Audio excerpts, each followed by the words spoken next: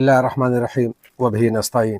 सामईन अस्सलामु अलैकुम वरहमतुल्लाहि वबरकातुहू। मदीना मुनव्वरा में एक ताबई थे, मशहूर ताबई अबू हाजिम अल आरज। इंतहाई जलीलुल क़द्र थे, आलिम ज़ाहिद थे। वो उनका एक कौल है, किस कदर नसीहत आमोज़ और किस कदर मुफीद है, मैं ये चाहता हूँ कि आपको सुनाऊँ ताकि हम सब मिल कर के उससे इबरत हासिल करें।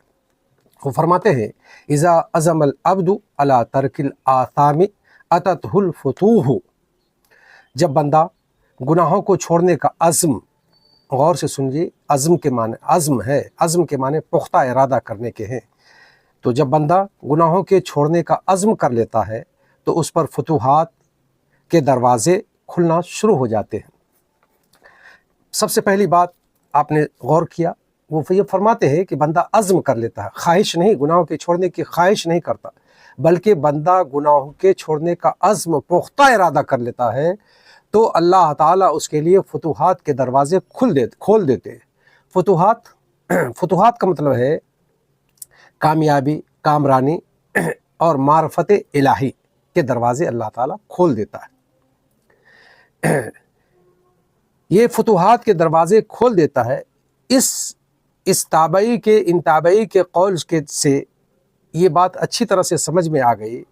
चंद बातें उसमें से एक ये है कि बंदा सिर्फ ख्वाहिश नहीं करे, बल्कि जब पुख्ता इरादा कर ले गुनाहों के छोड़ने का, और आप पुख्ता इरादा का मतलब समझते हैं कि पुख्ता इरादा का मतलब ये है कि छोड़ दे, ये है पुख्ता इरादा। जब हम किसी काम के करने का पुख्ता इरादा कर लेते हैं, सिर्फ ख्वाहिश नहीं, पुख्ता इरादा कर लेते हैं कि हमें फलाना काम को करना है तो कर गुजरते, छोड़ना है नहीं करना है तो हरगिज़ नहीं करते उसको, ये हुआ पुख्ता इरादा। तो जब गुनाहों को छोड़ने का बंदा पुख्ता इरादा कर ले तो अल्लाह ताला की तरफ से उसके ऊपर इनाम ये होता है कि उसके लिए फुतूहात के दरवाज़े अल्लाह ताला खोल देता।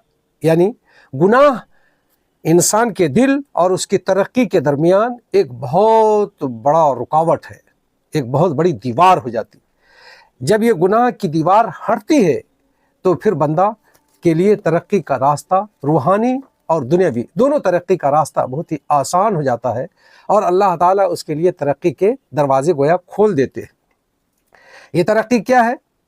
तरक्की हक़ के कबूलियत की सलाहियत का पैदा हो जाना, हक़ की सलाहियत कबूल करने के लिए दिल का खुल जाना, इल्म और हिकमत का मिलना, रिज़्क़ में बरकत का होना, दुआओं की कबूलियत का होना और सबसे बढ़कर अल्लाह ताला का क़ुर्ब मिल जाना।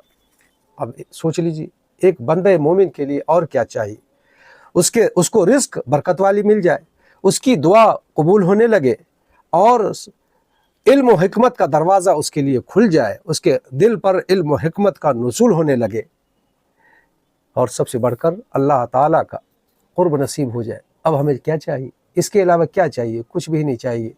और जिसको अल्लाह का क़ुर्ब हो गया तो फिर दुनिया की और क्या चीज़ है उसके अंदर जिसकी वक़्त और कोई हैसियत हो सकती है उसकी नज़रों में? कोई भी चीज़ नहीं है। आइए हम और आप अज़्म करें, पुख्ता इरादा करें कि इंशाअल्लाह अब अल्लाह की नाफरमानी नहीं करेंगे, मोहम्मद रसूलुल्लाह सल्लल्लाहु अलैहि वसल्लम की सुन्नत की मुखालफत नहीं करेंगे, हम अल्लाह ही का हुक्म बजा लाएंगे और मोहम्मद रसूलुल्लाह सल्लल्लाहु अलैहि वसल्लम की सुन्नत पर अपनी ज़िंदगी को डाल देंगे और सुन्नत ही के मुताबिक ज़िंदगी गुजारेंगे। मुश्किल है लेकिन ये नामुमकिन नहीं है। तो दुनिया जब मुश्किल है और नामुमकिन नहीं है तो मुश्किल काम करेंगे, जब ही तो दुनिया में और आखिरत में अल्लाह ताला हमें कामयाबी से सरफराज करेगा। आखिर में अल्लाह ताला से दुआ है कि अल्लाह हमें भी तौफीक दे, हमारे सुनने वालों को भी तौफीक दे और तमाम मुसलमानों को तौफीक दे। आपसे गुजारिश है कि हम इस तरह की वीडियो बनाते रहते हैं और यूट्यूब पर डालते रहते हैं अपने चैनल पर।